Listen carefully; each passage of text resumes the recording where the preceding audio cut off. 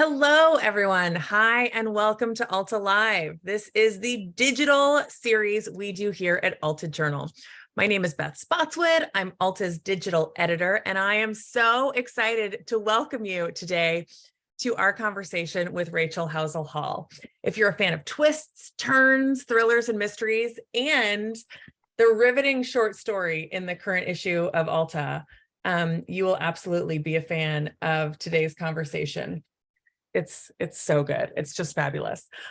Before we begin, I'm gonna turn this conversation over to my colleague, David L. Hewlin. But before we begin, let me tell you about our guests. Rachel Howzell Hall is the author of 11 novels, including the thrillers We Lie Here and the multiple award-nominated These Toxic Things, and Now She's Gone. She is the former member of the board of directors of the Mystery Writers of America and was a featured writer on NPR's acclaimed Crime in the City series and the National Endowment for the Arts Weekly podcast. She also, again, contributed the short story to the current issue. Rachel will be in conversation with Alta's books editor, David L. Hewlin. David is the author of over 10 books, including Sidewalking, Coming to Terms with Los Angeles, and the Library of America's Writing Los Angeles, a literary anthology. He is the former book editor and book critic of the LA Times and has written for Atlantic Monthly, The New Yorker, The Nation, The New York Times, and of course, Us. And since he put it on Twitter, his novel, 13 Question Method, is coming out in October of this year. Very exciting stuff. Before we begin, brief housekeeping. Again, Alta is the digital interview series we do here at Alta Journal. If you are unfamiliar with our magazine, we are a quarterly devoted to California and the West. You can join us as a member for as little as $3 a month and support the work we do here, including our monthly California book club, which is free and very fun to join. We host weekly events at Alta Live. We have a lot of actually fun issue parties coming up, including in San Francisco at Green Apple Books on the Park on May 30th, and at Village Well in Culver City, where Rachel will be reading on June 22nd, I think. We will send you invites to both of those. We will also be at the Bay Area Book Festival this weekend. So come by booth 31 and say hi if you're there on Sunday. Our editorial director, Blaise Zariga, will also be in conversation with Jane Smiley at 2 o'clock on Saturday. So again, links to all of that will be sent to you in an email. But we're doing really, really cool stuff at Alta Journal. If you haven't yet joined us as a member, digital, or getting the full shebang, right now we've got a special where you get 4 issues of the magazine, a really cool hat, our bookstore guide. We created our own bookstore guide to bookstores of the West Coast. And it'll be really fabulous. So I encourage you to join us. There's a Q&A button at the bottom of the screen to ask questions for Rachel and David. They'll chat for about 30 minutes, and then I will come back with some questions on your behalf. So use the Q&A button at the bottom of the screen for any questions for Rachel. And again, this interview will be recorded and sent to you along with those links to read Rachel's story, where to buy her books, etc. later this afternoon. I love the people are letting us know where they're tuning in from. Hey to Marion Eagle Rock and Alyssa in rural New Mexico. I'm here in Novato, California, turning this over to my friend and colleague, David. Thank you. Thanks, Beth. I'm here in mid-city Los Angeles, in the room I never leave. Rachel, welcome. I'm really delighted to be able to talk to you today about your writing, about your books, and the story in Alta. Thanks for being here. Thank you. I'm in View Park, Los Angeles, so probably not too far from you. Probably not too far, but B.B. Moore Campbell territory. Yes. That was where I first met her, at her house in View Park. And the library around the corner from me is named after her. Oh, nice. Yeah, that's great. That's great. In her neighborhood. Yeah. Oh, okay. Well, let's talk. I mean, given that we just started with that, let's talk a little bit. I mean, I know that, I'm just sort of general before we get into the work. I know that, you were influenced as a young writer, or even as a reader coming up, by writers like B.B. Moore Campbell or Terry McMillan, as well as by the crime writers writing in genre, and that you have kind of, always aspired and succeeded in kind of blending the crime novel and the social novel, I guess is one way of putting it. So I wondered if we could just, I'm really interested in that concept myself, both as a reader and a writer, and I wondered if we could start just by talking about, about that kind of vision, that kind of big vision. Yeah, sure.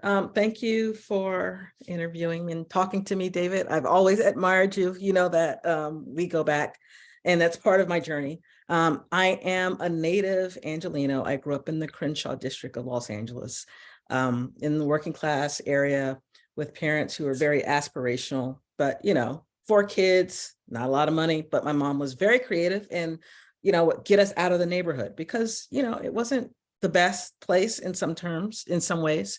And I was a religious kid, and I grew up very scared of going to hell, which kind of like informed my, why do people do the things they do if it's going to send them to hell kind of thing that, eventually brought me to where I am today, worrying about the human condition, finding humor in it, being scared of it, being curious with it. And so, growing up, I read a lot, and I went to school, and my parents weren't shocked when I said I want to major in English and American literature because, I can't add, and I read, that's what I do.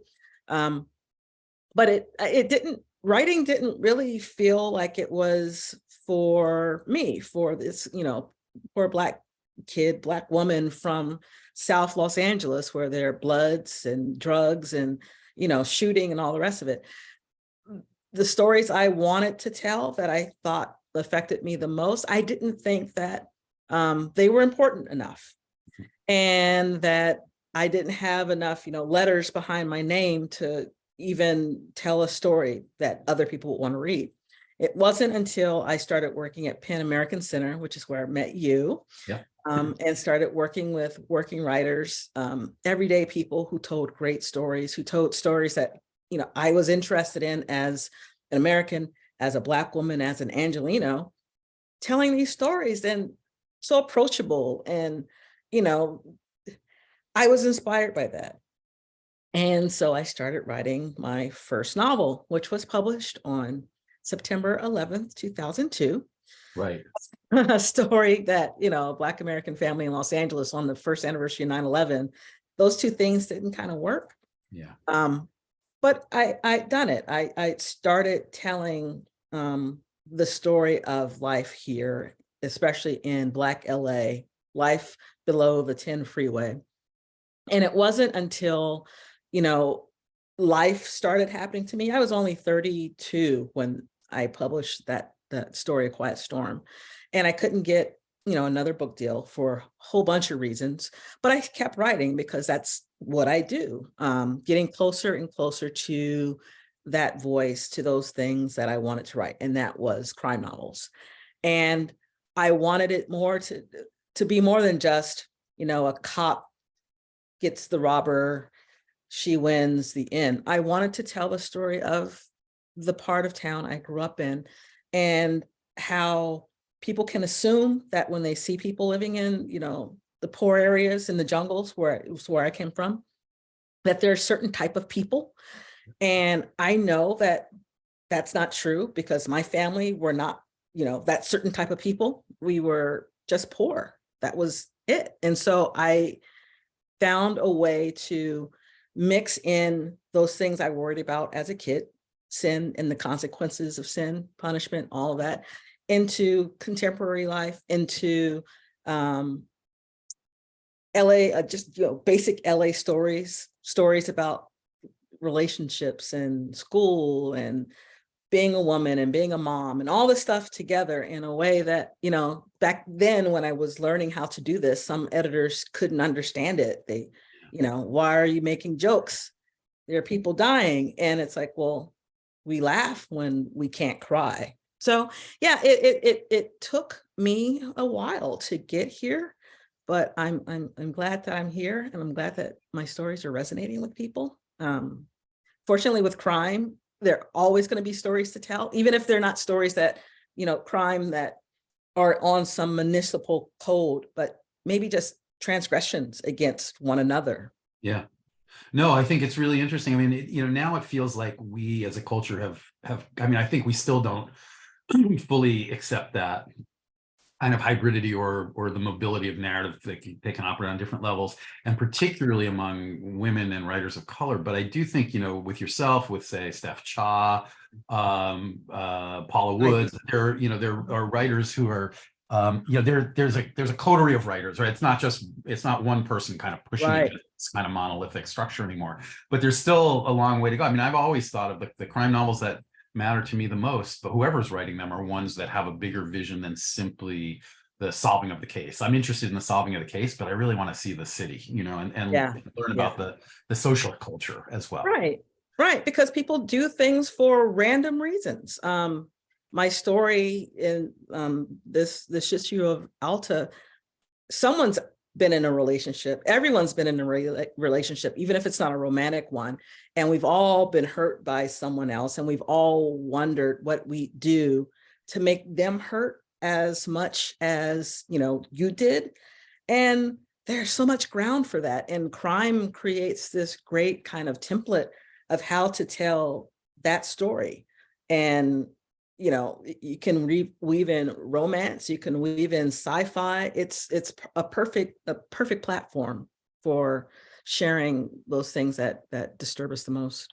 Yeah, I mean, I think it's really interesting. You talk about, one of the things, there's this great line that Frank McShane wrote about Chandler, where he talks about the beauty of the crime novel is that the detective can go everywhere, right? They can be on the streets of the community. They can be with the with the rich and powerful. You really do get a strata of society. I do want to talk about the story, but I mean, I just want to say, like, this, I think, is such a hallmark of the Lou Norton books. The way that she is operating in her own family dynamic. There are all these echoes in the cases that she's investigating, but at the same time, she's a cop, and she's basically, her badge gives her a lot of access to places where she ordinarily wouldn't be able to go. Right. Yes. And her skin tone and, bra size also do that, because of who she is. And as a Black woman, I am many things. You can slip in and out of places that not a lot of people can. I can talk to certain people that you can't talk to, or just simply cock an eyebrow and they're like, yeah, I know what you mean. I mean, that happens in meetings all the time with, especially, people of color. We're just looking at each other and nothing else needs to be said. And I loved writing her stories because of that kind of the flexibility, the weaving in and out of spaces that you're not expected to be, or you're ignored. And so you go in, unobstructed. So yeah, it's been fun. I miss telling her story. I hope to tell another Private Eye or cop story soon, just because that was fun to do. Well, I've got so many questions. We could talk for like 4 hours, but let's talk about Breakdown in the Right Lane, which is the story that takes place, which is the story that's in Alta, in the current issue of Alta. Again, talk about kind of base, I don't want to say base, but yeah, sort of elemental conflict occurring, in an unlikely place. The entire time frame of this story is, probably about a half an hour while a couple is stuck in their car in traffic. And yet there's so much else going on, both in terms of the backstory and the layering and what's actually going on between this couple. So I want to ask you a little bit about kind of the writing of that story, but I'm really interested in operating in that like constrained both time frame and even physical space. There's literally two people sitting in a car. That's where the action takes place. Yeah. So, you're a writer. So we're vampires. We see things that no one else sees, and we remember it forever. And I don't remember when this was, but I think I was like 20 something. So maybe 30 years ago, I was on the 10 freeway headed west, like near Crenshaw's exit. And I'm in traffic and I look over to the next car and there's a man behind the wheel and a woman in the passenger seat. And he's just wailing on her, just hitting her. And I'm like, what the hell is going on over there? But, they eventually pull away. And I just wondered about her. And all night, it's like, did she make it out that car? Did she walk out that car? What happened to that woman? And it just made me think, you have no idea what is going on in someone's life. Sometimes you see parts of it, but what happens after you pull off the freeway? Yeah. And so that story stayed with me. And, being in traffic is like the perfect people watching thing that we do here. And when I was thinking of a story to tell, her story made me think. And I was thinking of it, Blaze invited me to participate at Christmas time.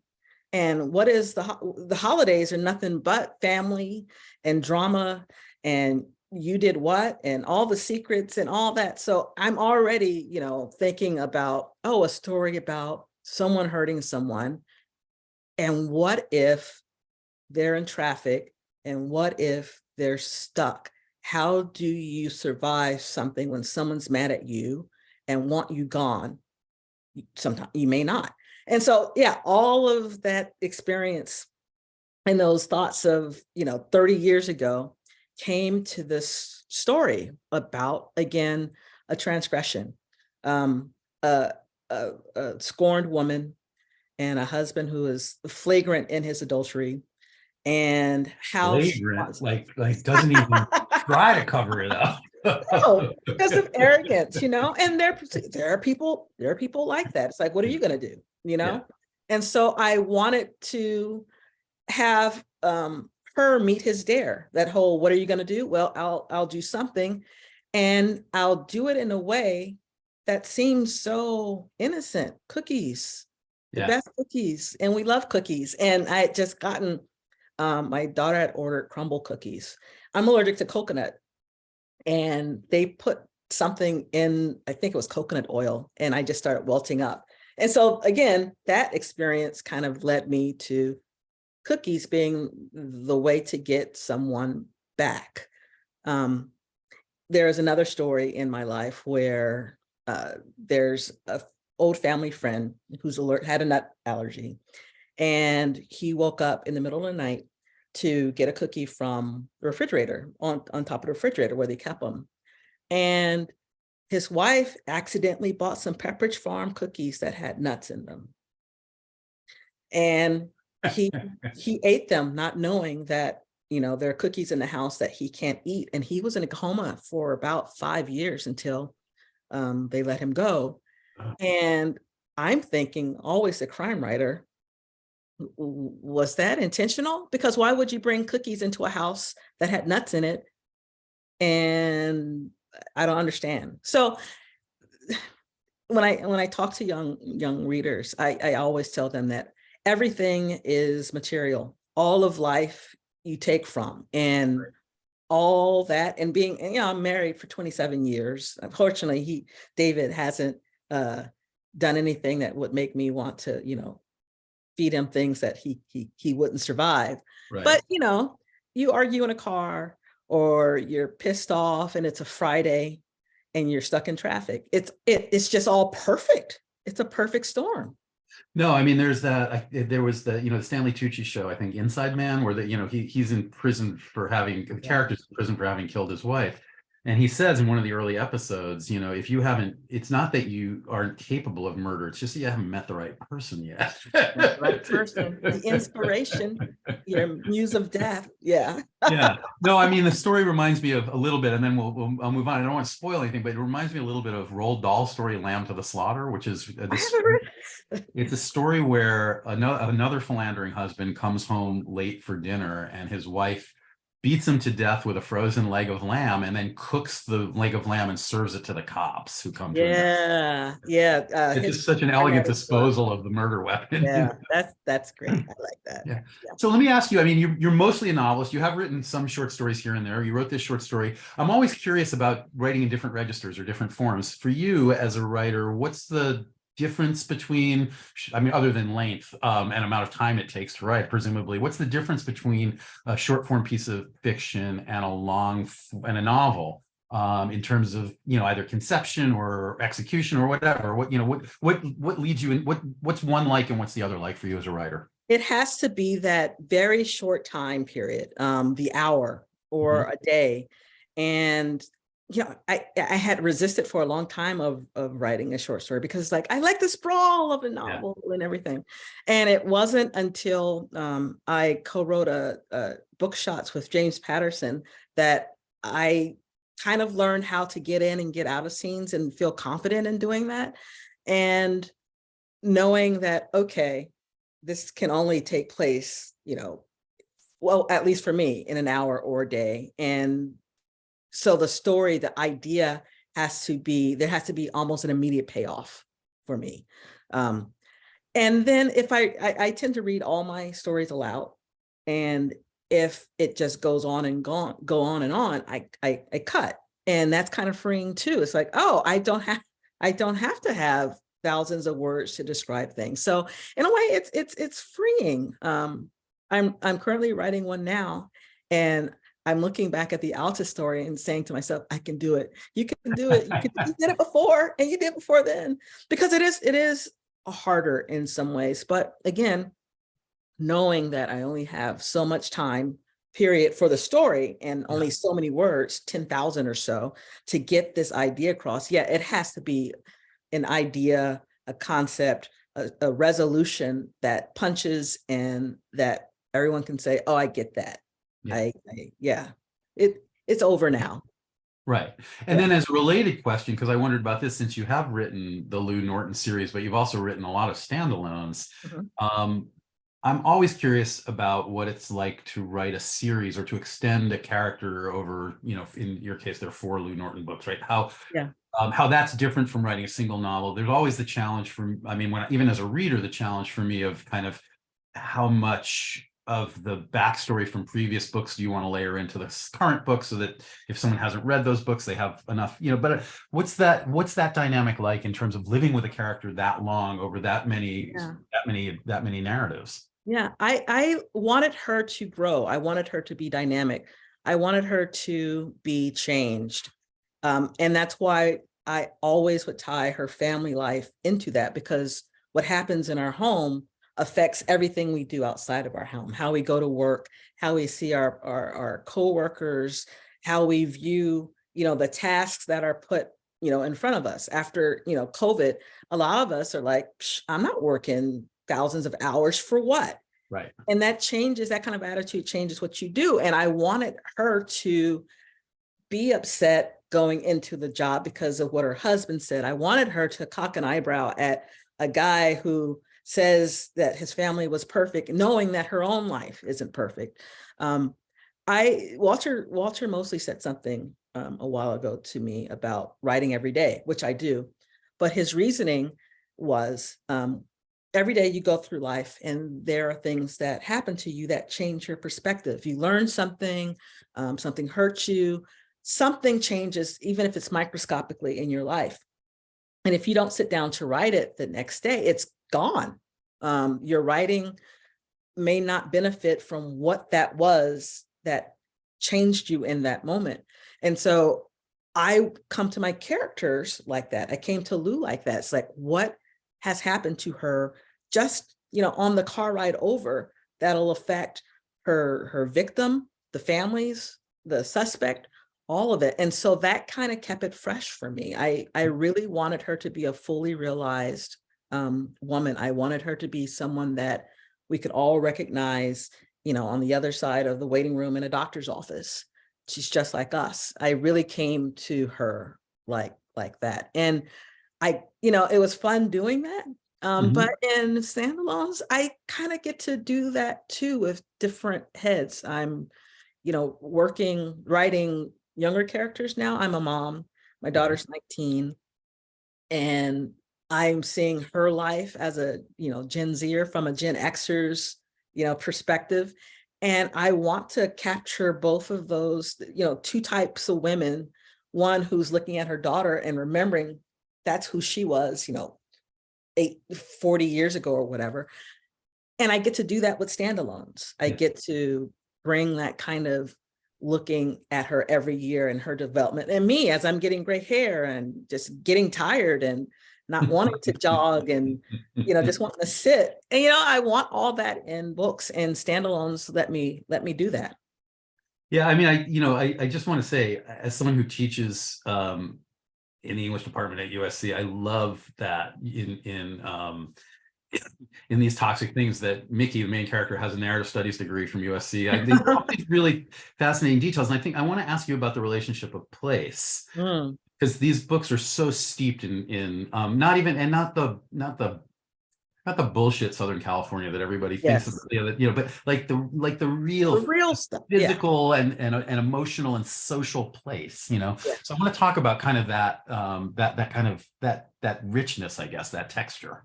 Yeah. I mean, I love the city. It frustrates me, but so does my husband, and I love him. My daughter, I love her to death, and she frustrates me. And the city to me is like that. It's so beautiful and broader than what folks assume it to be. And it does affect everything that you do. I mean, I remember when my daughter said one of her friends is going to pick her up from the airport, and it's like, oh, wow, that is love.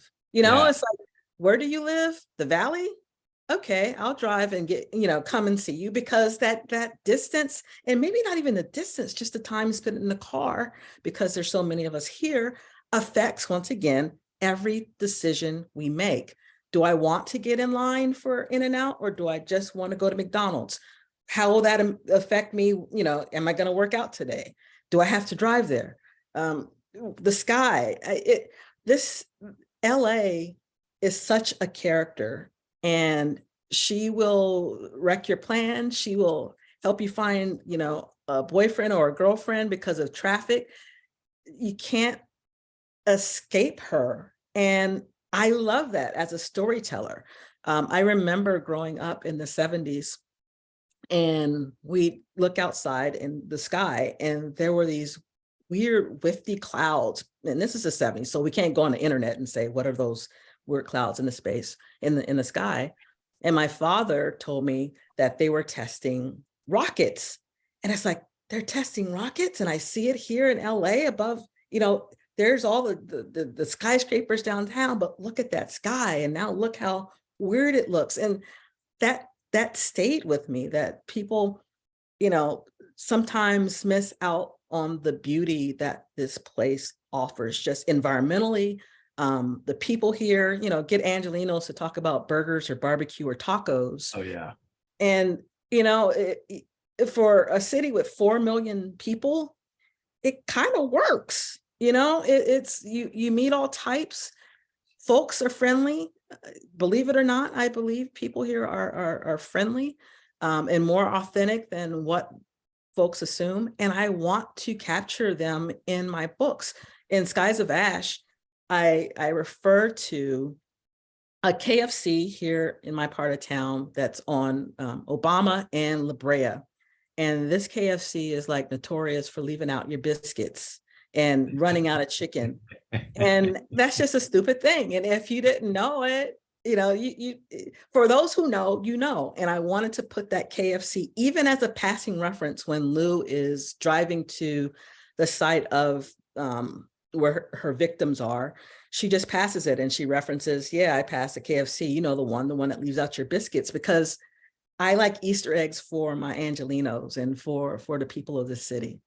No, I mean, even, in the story, my daughter lives on the East Coast, and one of the few people I will drive to LAX to pick up, because as you describe it, a particular circle of hell. And we always stop at that In-N-Out on Sepulveda on the way back from the airport, because that's it. That's the first stop. So just those little landmarks, I felt like I know exactly not just the places, but the movement through those places. Let me ask you one last question, and then we'll turn it over to questions from the audience. In a lot of the standalones, certainly in We Lie Here, your most recent novel, you're dealing with, as you are in the story as well, you're dealing with family issues, as well as, I don't even say as well as crime issues. The family issues connect with the crime issues. It's true in the Lou Norton books as well. This kind of constant interplay between the domestic and the kind of disturbances of the domestic. What's hidden? Do you really know the people who you're closest to, or what they're capable of? And then also that same kind of question in terms of the broader landscape of the world. So I just wanted to get your thoughts on kind of the value of that domestic angle to these crime stories. I think that the people who hurt us most are the ones that we love the most. As I get older and listening to friends, my own family, my husband's family, we tend to forget that our parents were people before they had us. I mean, my daughter forgets that I was someone before I became Maya's mom. And with that, we were imperfect. We're all imperfect. But when you're a parent, you have to know all the answers. You can't be scared of bees anymore. You have to know the math. And it's just a burden sometimes, because it's like, I remember when my daughter started 4th grade math and I said, I don't know how to do this. We have to wait till your father gets home. She laughed because I know everything. It's like, no, I don't. And how she looked after that, it's like, Mom can't, how is that possible? So I wanted to capture, like I did in these toxic things, that we're all people before we become paragons. And that means, some of us were very violent and liars and sinners before having the baby. And a lot of the people who hurt you are those who share your blood. And, I also wanted to talk about, people always say he was so nice and she lit up a room, and all these tropes that we put on either victims or crime doers. And I just wanted to mess with all of it because I find it all just kind of ridiculous and fascinating and disturbing. Because when a wife dies, who do they go to first? The husband. It's like, Yeah. That's scary. It's like the man who's in the bed beside you can also kill you. That is wild. And it bothers me. And moms who hurt their kids, it bothers me. It's like, how can you do this? And again, it all goes back to me being, in the pews, wondering if we're all just going to go to hell, basically. That's a great circular place for us to stop since we started there. I love a circular structure. So let's bring Beth back and we'll have a couple of questions from the audience. Thanks, Rachel. Thank you. Rachel, that was so funny. It reminds me of the bridesmaid, the maid of honor toast, where she's looking at the couple and saying to her best for the bride, Rachel, the man whose hand you're holding right now, the love of your life, there's a 90% chance that if you're murdered, he's the one that will do it. It is, Oh, it got real. It's always the ones we love the most. Anyway, tons of questions from the audience. All right, Marcia asks, and a lot of it is just about how you work. Do you use storyboards or visual maps for characters and or places?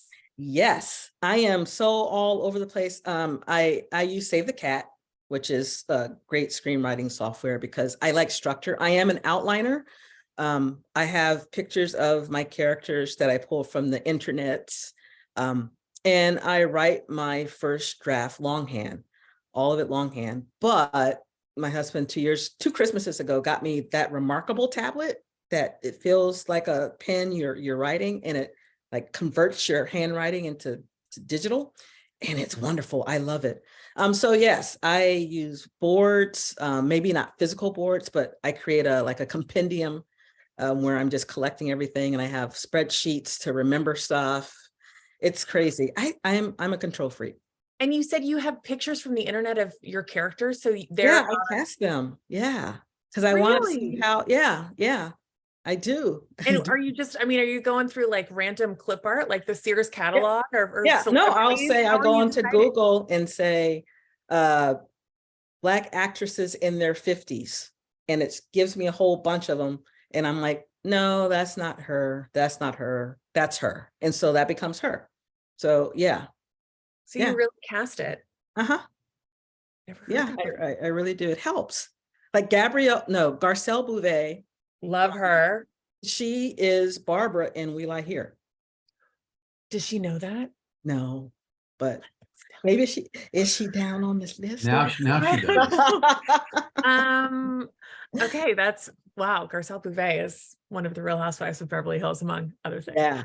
All right, Mary asks, what do you start with first? Character, plot, place, when beginning a novel, a bigger story? Plot. Yeah, I think a plot, like the woman getting beat in the car on the 10 freeway. I think of that. I all the ideas I actually capture in my Evernote, my web clipper, and I just save them. And the ones that bother me the most, I don't need the web clipper. They stay with me, just like that story, just that woman stayed in my head for a very long time. And I finally had the opportunity to write about someone like her. Do all of yours, Tracy asks, do all of your stories take place in Los Angeles? Do you ever go beyond LA, out into California, other states? I have actually gone, when I wrote They All Fall Down, and that was an homage to Agatha Christie's And Then There Were None, and I created this island off the coast of Mexico. So yeah, I've done international.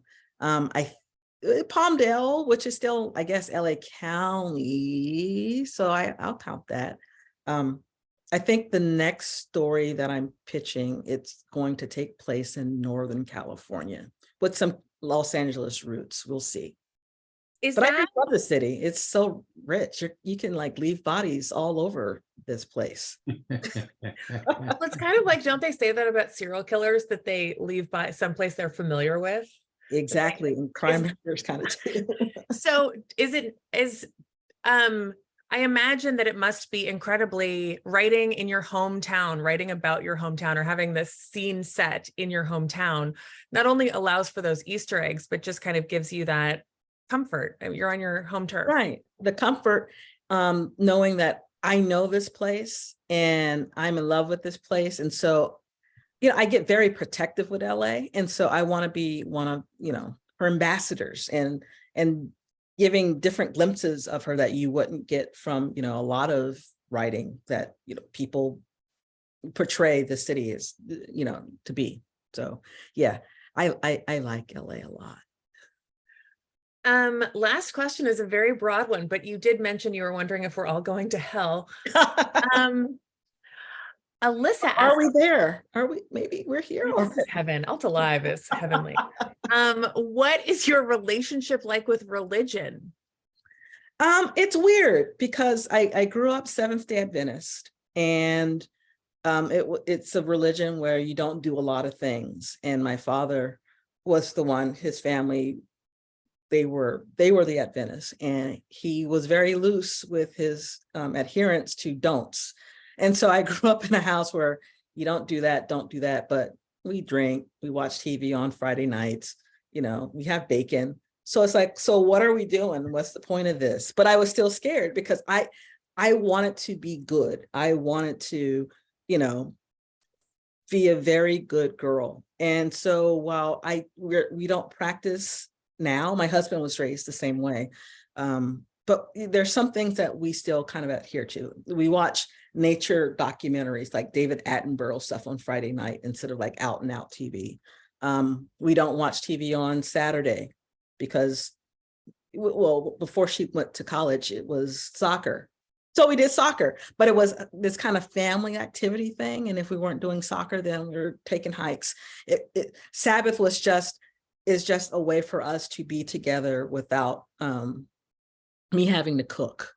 And, I am, still a Christian, I still believe, but I cock an eyebrow at a lot of it, only because people have always wielded any religion to oppress people, to hurt people, to deny people their fullness. So yeah, I kind of squeeze religion in a lot because, again, it bothers me. And I write about things that I don't understand and that I'm trying to figure out for myself. Does your family read your books? Oh, yeah. Oh, my first book, I remember going to church with my mom, and sister, I can't remember, sister so-and-so came up to me and said, I'm gonna pray for you. And it's like, I'm fine. I'm doing great. But, I dropped the F-bomb. So that means something's wrong with me. But something was always wrong with me. And I watched it all, and it's in my diaries probably. And I'm now writing about you, sister so-and-so. So yeah, my family, they love it because this was what I was supposed to do. I wrote in my diary and I read books. What else is she gonna do? Well, you have a real gift. Thank you. Thank you so much for joining us today. And thank you to my fabulous colleague, David Hewlin. Before I let everyone go, I would like to invite you all next week. We're welcoming another Angelino, another kind of dedicated LA head, Mike Sonkson, AKA Mike the Poet, who is going to talk to us about LA's vibrant kind of underground poetry, culture, arts mural scene. So that's May 17th at 12:30 p.m. Again, we'll be at the Bay Area Book Festival this weekend, May 6th, with a conversation with Jane Smiley at 2 o'clock. May 7th, booth 31, come visit us. We've got 2 parties coming up, one in San Francisco, one in LA. The LA one, Rachel will be at. So again, thank you so much for joining us. Check your email later. And with that, go read Breakdown in the Right Lane. Thank you, guys. Thank you.